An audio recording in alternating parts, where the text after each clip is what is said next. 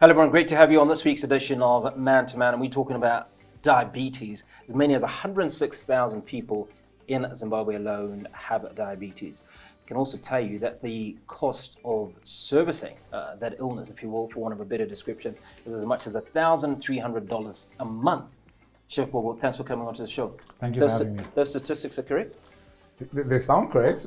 I actually hadn't gone into that, but yeah, a lot of people are going through this horror story, if I can put it that way, and it does cost quite a bit of money. Medical aid is surely a priority for people who are going through diabetes. Yeah. Cool. Now you've had an interesting journey with diabetes. So let's rewind. Let's get everybody to understand who Chef Bobo is. How did you end up in this space?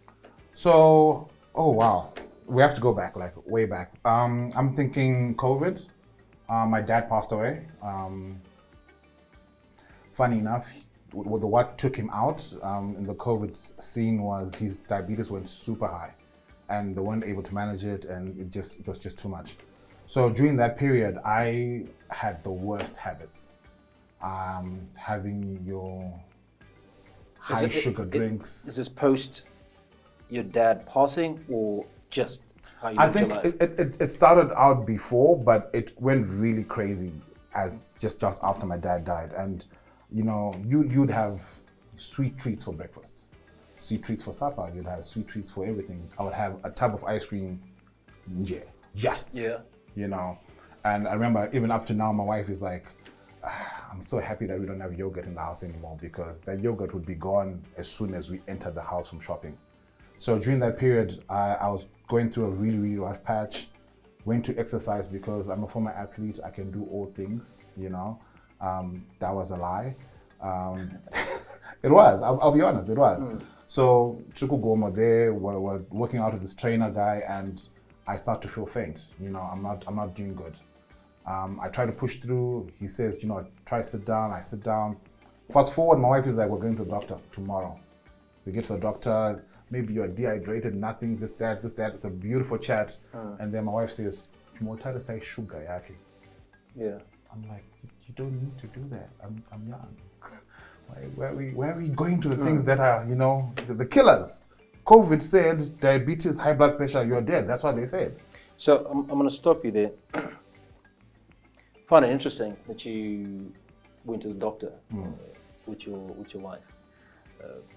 A show ago, we had a conversation with some urologists. Yeah. And they talked about the most regular visit that a man has to the doctor, and it's seldom with his wife. Yeah. How did this come about? Was it because she insisted on going, or is it part of your culture? Since I met my wife, I found it very difficult not to be with her in every single thing that I do.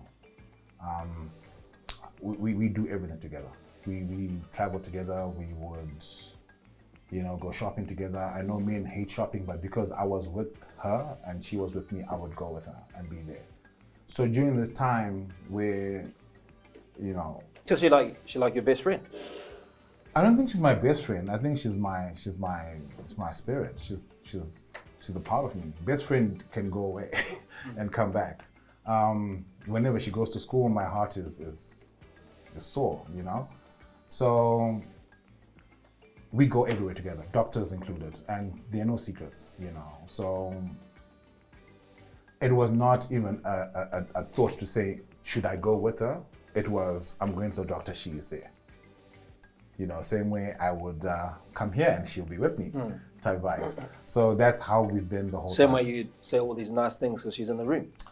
Always, always, because they're true, you know. So we go to the doctor, and you know, she says, okay, so we do that. I go for the tests. She drives me early in the morning. They draw your blood, all the things. We go back for the review, and my heart sank. I died that day. Speaking to the doctor, he was a friend, and then he says, okay, your sugar is like this. You're pre-diabetic, almost diabetic. All I heard was, you're dead, you're dying some more, and you can die, keep dying. You know, and I start to cry. most men would not admit this, but I cried, and she was there with me. And then he says, okay, I see that you're crying, but you will die if you don't change, and your wife will move on, and we'll support her in the moving on. You know, we just found out she was pregnant, and we will be there for your son. So it's up to you now. Ball's in your court. You need to make a change. And I think that hit me. That hit me so hard. I made the most ridiculous change of my life, because I think I was 142 kgs when they measured me. 142. 142. Kilos. Wow. Yeah. I didn't know who I was. I look at the pictures now and I'm like, I don't know who this is. You know, I think I was a size 44 in my jeans. I'm currently a size 36. Good on you, man. Well done. Thank you. It was death. I won't lie to you. I felt like I was gone. How important was it to have your wife as this pillar of strength for you? It was the most important thing. Because without that support, you don't go anywhere. Remember, you're going through a very depressive kind of episode or stage, if I can put it that way. And you've got all these questions, because I don't know about you, but most people don't speak about diabetes. They don't know what it is. They know from TV that you can have this diabetes and die, or that diabetes, and maybe you acquire this one, maybe you're both. No one knows the information. No one knows what type 1 or type 2 diabetes is. No one knows what being pre-diabetic is. No one knows that there are markers. So what is pre-diabetic? Because that was the diagnosis that was given, correct? Yeah. So there's a stage where you are almost diabetic. You've got the symptoms, you feel the things, but you can control it. You know, diet, change of lifestyle, exercising, and all those things. So in that stage, you can do, you know, a lot in terms of not taking the medication. So that's a good stage. In terms of a diabetes diagnosis, that's a good stage. When you now are told that you are now diabetic, you're type 2 diabetic now, that's when you start taking the medication. You know, you're taking your pills, you go for your checks. Again, in the pre-diabetic phase, you're still testing your sugar every day. Yeah. I still do that now. And you know, and where are you now? You're looking at that number. So I range between 5'5" and 6'8". 6'8", maybe I would have eaten late and it was probably a heavy meal. I probably shouldn't have had that. So that range is kind of okay from what the doctor is saying. When we start hitting 7s, then we've got a problem. We need to check and reassess and see where we are, what we're doing. So having my wife there was fantastic. I had the support that I needed. From the conversations that I have with men now, most aren't married, they don't have that support, or they are married and they don't have that support. It's essential. You need someone who knows, someone who's eating the same food as you, someone who's, I wouldn't say controlling, but monitoring what's going into the body. Because by yourself, you can cheat. You can have cake and think you're okay. It might not spike your sugar in the way that you think, you know, is dangerous.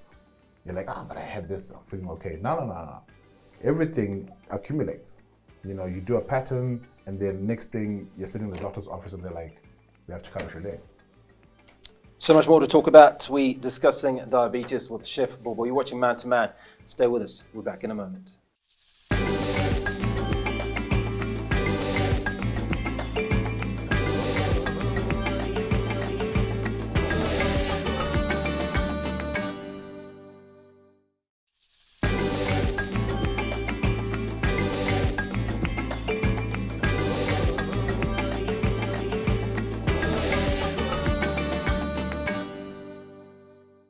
Thank you for staying with us on Man to Man. We're talking diabetes with Chef Bobo, who's the diabetic chef. The diabetic chef, yeah. So you've gone through this incredible change. You know, you've started exercising, you're walking 10 kilometers a day. You've got this amazing support system, courtesy of your wife. You walk with your sister. How did you go down from a size 44 to a 36? What was that process? In weight terms, how many kilos did you lose over what period? So I think the first year I came from 147 to about 127-ish, 126, 127-ish. It was surprising because I wasn't checking. The one thing that I do now with my clients as well is we don't check weight often. So I was checking, I think every 2 or so months. And I wasn't really focused on the weight. I was just focused on trying to live a healthier lifestyle, trying to change my whole perception with food and how I interacted with it, and trying to get those tips in, like I said, with the support system that I had. So it wasn't necessarily something I was aiming for. It happened because of the discipline that I was going through. It happened because of the journey I was going through. It happened because my son was coming. I had to be alive.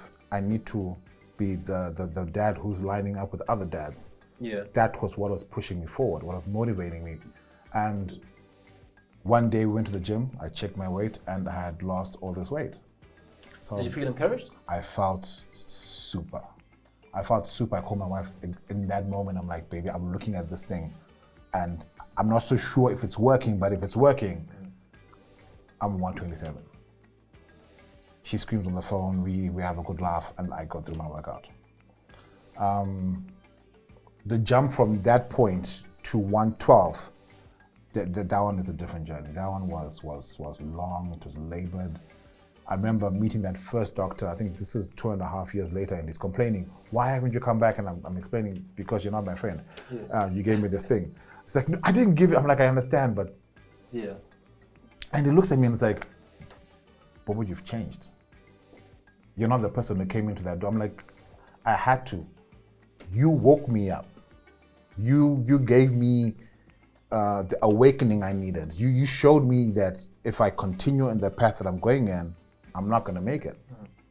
So I thank you, and this is basically who I am now. So that was the first 10 or so kgs, no, 20 or so kgs, calm. When you're now coming to the bottom part, the 112s, it was tough. I think that 2 years for me to go from 127 to 112.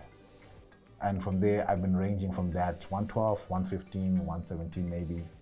That's the range that has been. How possible is it to lose more weight? Do you want to lose more weight? Is it important? I wanted to, but the people keep telling me I would look weird skinny, if I can put that. I don't know. If I lost more weight, I would just be a bobblehead walking by. And I kind of like the shoulders. I don't know. It's a bit vain, but so I was like 112, 110, I'm comfortable. But I wanted 100. I wanted 99 to be fair. So what comes into the equation now is BMI, the body mass index, right? How important is BMI in relation to one's actual health? Personally, I would put BMI in the toilet, like flush it down, let it go. BMI was not, for me, I don't think it's for black people. We hold our weight very differently from where BMI started from. What I suggest for people is have a personal trainer, have your physician work with them. They can accurately tell you where you need to be and how you need to get there. And BMI is just too much pressure. Height, weight, size, fats, there's too much to think about. These are personal views. Yeah. So let's focus now on how you then became a diabetic chef. In fact, before you walk us through that, you did talk about what you threw out. You threw out the yogurt, the chocolates, etc., right? What was the replacement? What does your fridge look like now? What does your pantry look like? So because I have a son, it looks exactly the same as before. It looks exactly the same as before, but I think before what do you have legal access to?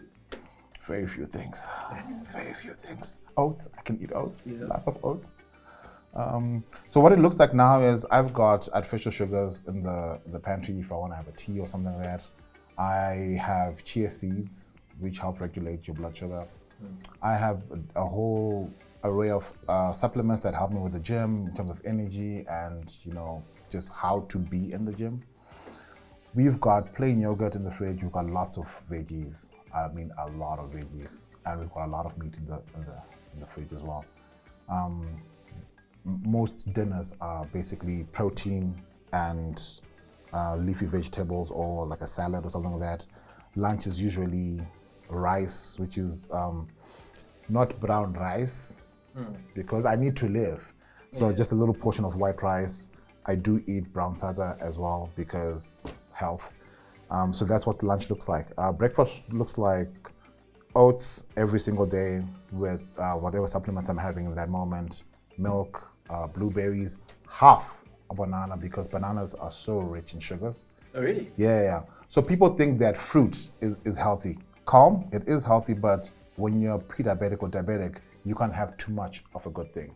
So you can't have too much of different kinds of fruits because they're high in sugar.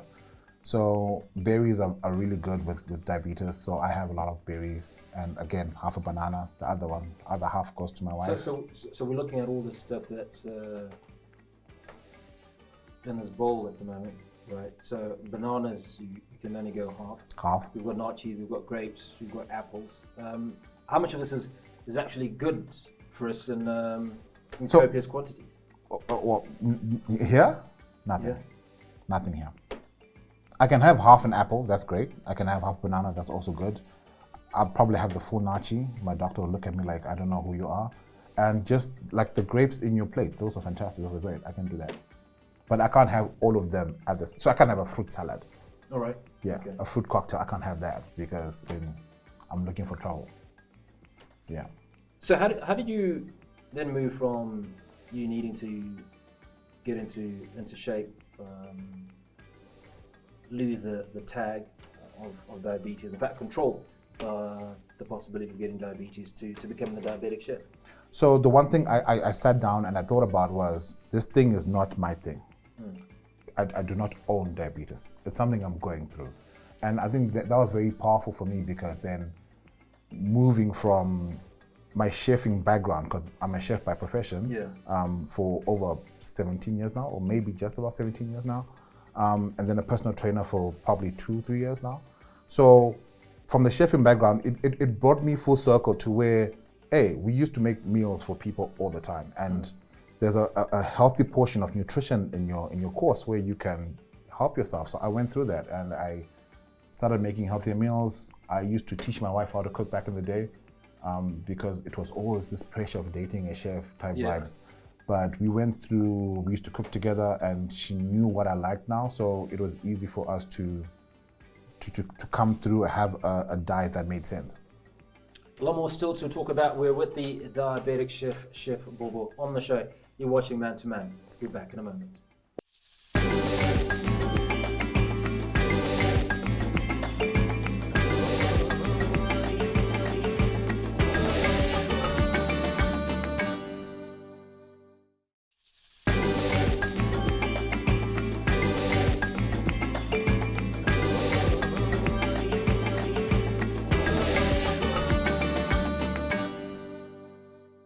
Thank you for staying with us. You watching Man to Man. Chef Bobo with me on the show today, the diabetic chef. Diabetic chef. So let's talk about the diabetic chef. Let's also talk about you as a personal trainer, right? Yeah.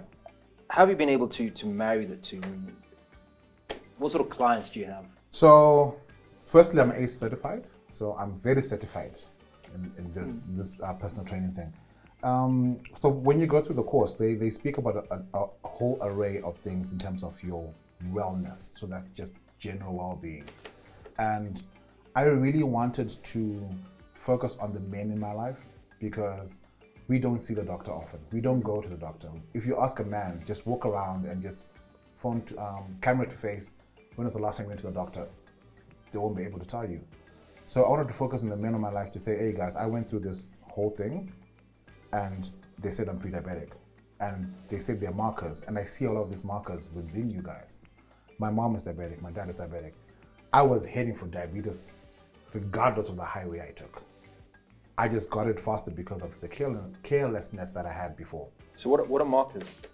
So skin tags, if you're light, if you're light, you're definitely gonna go through that possibility. There's skin tags, the darkening of skin on certain areas of your body. So the physician I have now, he didn't even know my diagnosis, but he was like, "You're on the way to."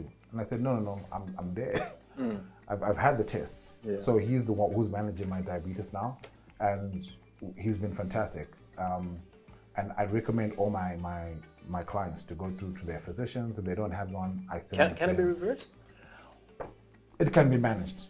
It can be managed very, very well, but reversal, I haven't seen it clearly enough for me to put my name on it, to be fair. What is the process of coming up with targets or goals, right, that are realistic? Yeah. I've personally found is when you set yourself a target and like 3 months down the road, I'm gonna be looking like a bodybuilder. It may not come, and there's that frustration, right? Yeah. When it doesn't arrive. So the one thing that, I said before, consistency. I tell them, we have this beautiful conversation like what we're doing now. And I say to them, how long have you been going through this? How long have you been out of shape? And I said, we need double that time to get you back to center so that we can start working on the body that you need.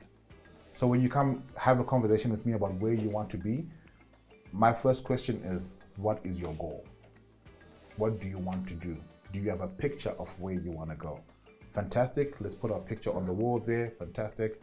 Now, how long have you been going through this unhealthy pattern that you've been going through, or just this lifestyle you've been going through? Okay, 3 years. We need 6 for you to be in center. So there's obviously a reality in that conversation. What's the average age of your client? Ooh, I think, I don't know what the politically correct term is, but most are older. You can talk older. They're older than 50, older than 45. So I think my oldest client is probably 60, and then we come down into the 50s, and then into the 40s, and then the late 30s. That's for the men, and then the women is also, again, it's just an array of people. So at what point? I mean, when you talk about being in your best health or best physique, does time kind of run out? I mean, obviously what you can achieve as a 65-year-old versus what you can achieve as a 40-year-old or a 30-year-old is going to be different. Yeah. So I think time runs out when you die. That's basically it. If you are still breathing and walking, you've got time. The best time to start working out is yesterday. The next best time is right now. So I always tell them, hey, let's put the past behind us. Let's start afresh. Again, I'm not going to put you on a diet. I'm not going to put you on a crazy workout schedule. We're going to tailor make everything according to you. I'm not bringing Hugo's program and giving it to Kudzi. I'm not bringing Susan's program and giving it to Jay. No. We all create different programs for, like, specifically for that individual. And tapping into my chef background with the nutrition advice, and then tapping into the PT space for working out, I've managed to bring those two together and to bring out a product that has helped the people that I've been working with so far. And I always like to do a review after a few months to say, how are you feeling? What's going on? And again, another question I ask as we're starting is, have you seen your doctor? What does your doctor say before we start? Because I'm not a doctor. I'm not a physician. I'm not a nutritionist. I'm not, anything that has to do with health things. I'm not that person. I am a person who can work in tandem with your doctor, work in tandem with your nutritionist, work in tandem with all these people that you need to see for you to have your best health. So that's who I am. I'm in that space. I'm the one who's pushing every single day. What did we have for supper today? What did you have for breakfast? What did you have for lunch? What are we doing? How are we moving? That's who I am in that space. Fantastic. And to wrap up the show, Chef Bobo, who are you outside of the diabetic chef, outside of a father, outside of a husband? Wow, that's basically my whole identity, to be fair. I think I've been doing this for so long that being a father, I think being a husband is the first thing. I'm a husband. I am a father of one. I am a person going through diabetes who's looking over the shoulder at high blood pressure because of my age. I'm a person who works for KidsCan, working with children with cancer. trying to do the best in terms of food for them. I'm a speaker now. Fantastic. Yeah. They say don't meet your heroes. I'm happy I met you. I'm being for real. I used to see your church as well, and now having this conversation has been a highlight for me. I'm the next best thing. Well, you heard it. He's the next best thing, and currently the most amazing thing to his family and his wife. Chef Bobo, appreciate your time. Thanks so much for coming on to Man to Man. Thank you so much for having me.